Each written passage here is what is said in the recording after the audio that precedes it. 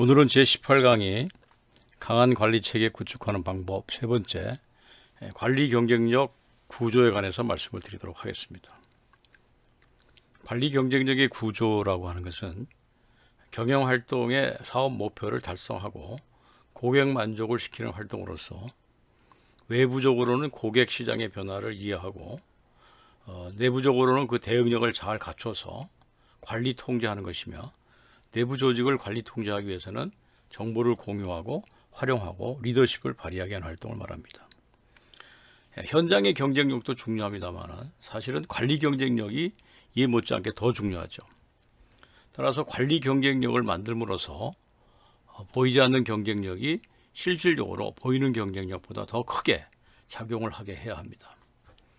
따라서 관리 경쟁력은 8개 축으로 어떻게 조직 내에 강화시킬 것인가 하는 것과 관련이 있습니다.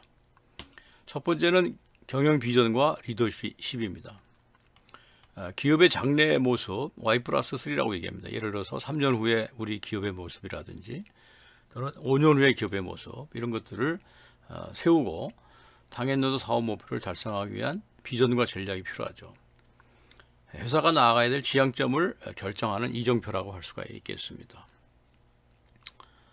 두 번째는 고객과 시장의 변화와 이해입니다. 우리가 사업 목표를 달성하기 위해서 대상 시장과 고객을 선정한 후에 고객의 요구를 어떻게 대응할 것인가를 생각하는 것입니다. 고객을 구분하고 구분한 고객별로 요구를 정의해서 자사가 보유한 역량, 시즈를 가지고 있는지 없는지를 잘 파악하는 것입니다.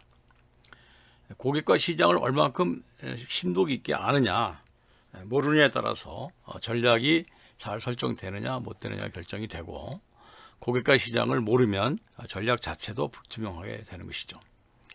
세 번째는 전략과 과제를 찾는 활동입니다.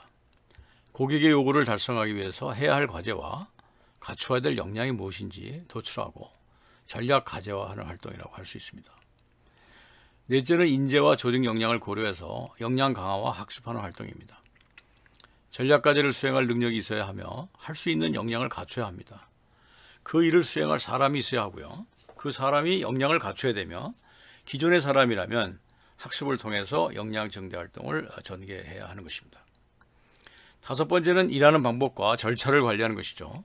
각자의 경험과 지식에 의존한 각자의 방식이 아닌 가장 효율적인 방식을 정의하고 같은 방식으로 조직이 일하게 하는 것입니다. 업무 품질의 균일성과 효율성은 올바른 프로세스를 관리할 때 가능하게 됩니다. 여섯 번째는 업무를 전개하는 가운데 발생한 정보를 조직이 상호 공유하게 하고 자발적 개선이 일어나도록 하는 것입니다. 결과에 대한 정보와 과정의 정보를 모두 공유함으로써 이해관계 부서 간의 자발적인 개선과 선행관리 활동이 가능하도록 하는 것입니다.